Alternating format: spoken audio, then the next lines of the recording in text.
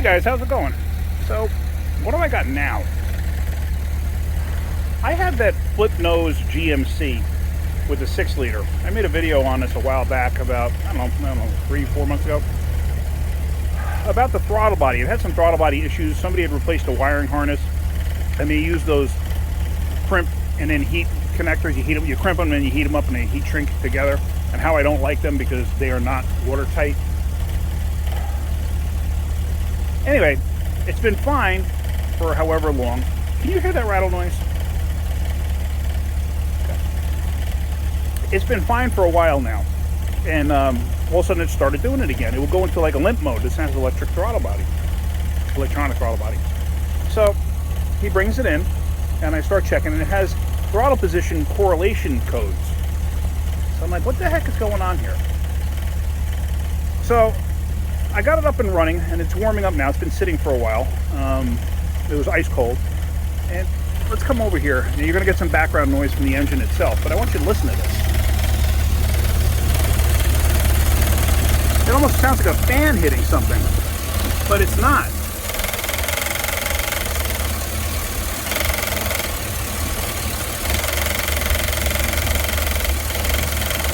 That's in the throttle body itself. So what exactly is going on? I mean, honestly, I don't even know what's going on with it. I think, oops, let me get out of the sun there. I think, because the way the throttle body works, it's its own idle air controller, and it fluctuates the flapper, the throttle blade itself. It fluctuates it to hold the idle at a certain point. So it's constantly moving slightly. And that sounds to me like the stepper motor, or whatever you want to call it, is vibrating. And as soon as you tug on the harness, it actually gets 10 times worse. At first, when I first heard it, I thought the fan was contacting something. When it's cold, it doesn't make any noise. As it heats up, it does this. So somebody had replaced the throttle body on it. It's a Hitachi, which are usually a very good product. But, anybody can make a defective part. It doesn't look that old either. I don't know how long ago it was replaced. But, yeah, I think that we're going to wind up having to put a throttle body on this. That's just weird. I've never had a throttle body doing that. So let's, hold on one second.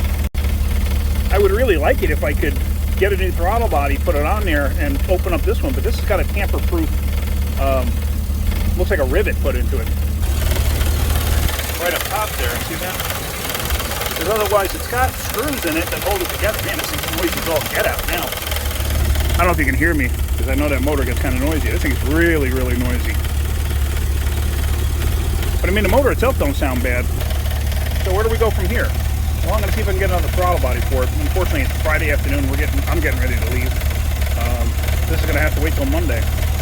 So I think I'm going to cut the video there and leave it at that. And then if I get a new throttle body on Monday and put that on, we'll go from there and see what that one does. That's very peculiar. I've never experienced that before. Well, it's Monday morning now, so I got a new throttle body in my hand. There she blows. Now, in this system, on this vehicle in particular, they don't use those two water hoses at the bottom.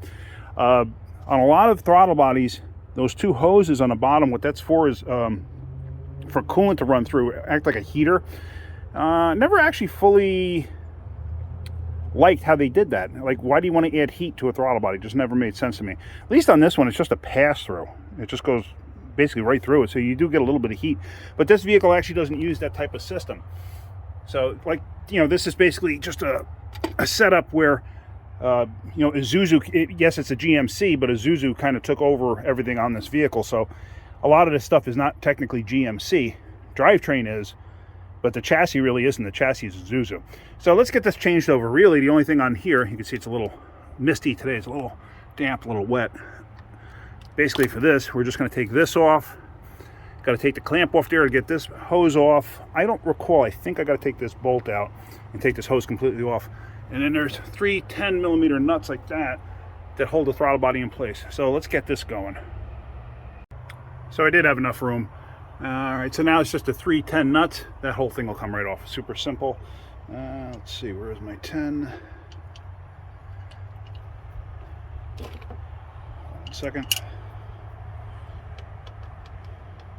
You don't have to technically watch the whole thing, but basically it's like that. Take them off. And let me get to the two underneath. As you can see, that was the top one there. And then you're gonna have the two underneath there. All right, let's get this switched over. That one's off, and it doesn't, if you manipulate the blade, everything feels smooth, but then again, it's not hot either. So I think what I'm gonna do is I'm gonna throw the other throttle body on there. I'm gonna throw that one on there, and I'm gonna let this sit on top of the radiator maybe, or on top of the motor somewhere close to the exhaust or something. I want to get this thing hot because I want to feel it just to see if something changes when it gets hot. But remember I said these things don't have idle air controllers really. But if you look here, see how the blade is sitting? That's pretty much the idle air control. I mean, there is a bleed off here that comes in on that side, but as you can see, there's no change to it. There's nothing metering it. So that's kind of like a fixed orifice.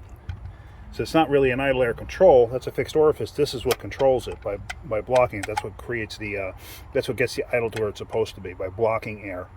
So, all right, let's get this switched over. Okay, I got the scanner hooked up. I'm gonna turn the key to run. Let's see.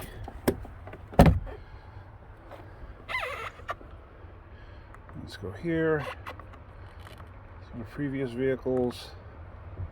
And of course, I don't have this vehicle in my system, so I have to go with the Chevy Silverado with a 6-liter.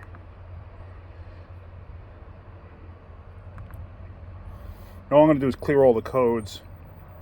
I don't recall if I did before, but we're just going to clear them all out. All right, I just heard the throttle body reset itself. All right, so let's start it up.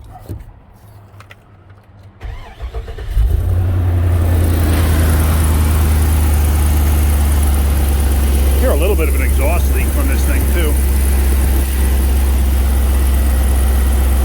So we're gonna get some temperature in this thing and go from there. Let's get some temperature in it, see if that throttle body does anything weird like the other one did. So now this thing's been running twice as long as it was before, and I got no noise out of that throttle body. Even if I manipulate this, I don't get any noise. Remember that clattery noise? I got nothing. So I've had that sitting there trying to heat up. Let me walk over there. Trying to get some temperature into it. See if it changes anything. Might not. I mean, it could have been just a motor being spastic.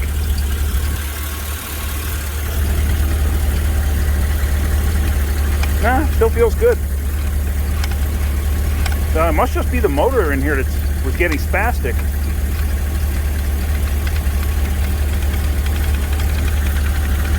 It's all right.